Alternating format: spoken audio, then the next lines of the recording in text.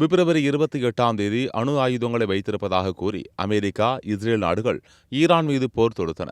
இதற்கு பதிலடியாக அமெரிக்கா, இஸ்ரேலுடன் சேர்ந்து ஐக்கிய அரபு அமீரகம், சவுதி அரேபியா, கத்தார், பக்ரைன் உள்ளிட்ட வளைகுடா நாடுகளின் மீதும் ஏவுகணைகளையும் கிளஸ்டர் குண்டுகளையும் வீசி ஈரான் தாக்குதல் நடத்தி வருகிறது.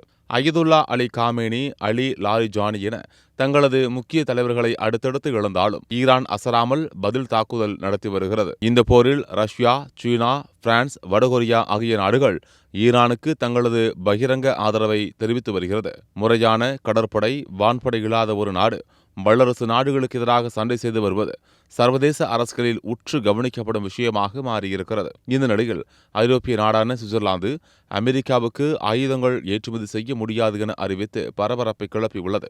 இதுகுறித்து அந்நாட்டின் பாதுகாப்பு அமைச்சர் மார்டின் பிஸ்டர், ஈரானுடன் போரிடும் அமெரிக்காவுக்கு ஆயுத ஏற்றுமதிக்கு தடை விதிக்கிறோம். சுவிட்சர்லாந்தில் நடுநிலை கொள்கையின்படி ஆயுத மோதலில் ஈடுபட்டு வரும் நாடுகளுக்கு மோதல் முடியும் வரை ஆயுத ஏற்றுமதி செய்யப்படாது. எந்தவொரு தரப்புக்கும் ஆதரவாக செயல்படாமல் சர்வதேச சட்டங்களின்படி நடுநிலையாக இருப்பதே எங்களது நோக்கம் என்று தெரிவித்துள்ளார். சுவிட்சர்லாந்தின் நீண்டகால நடுநிலை கொள்கை மற்றும் அந்நாட்டின் போர் தளவாட சட்டத்தின் அடிப்படையில் இந்த முடிவு எடுக்கப்பட்டுள்ளது.